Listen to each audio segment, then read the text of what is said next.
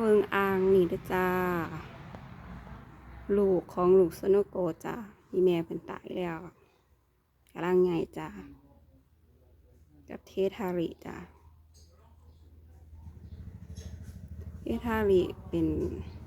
พันธุ์แม่แต่ว่าเพิ่นยังบ่มีลูกเลยจ้าแต่ซุ่มนี้มีลูกแล้วจ้า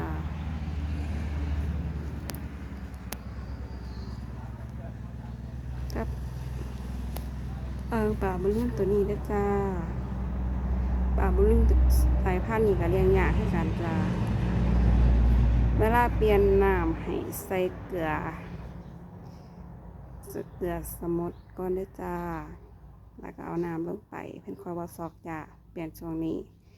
แต่ว่าขอให้อากาศร้อนนิดน้อยถ้าอากาศเย็นเพิ่นก็สิบ่สดชื่นนะจ้า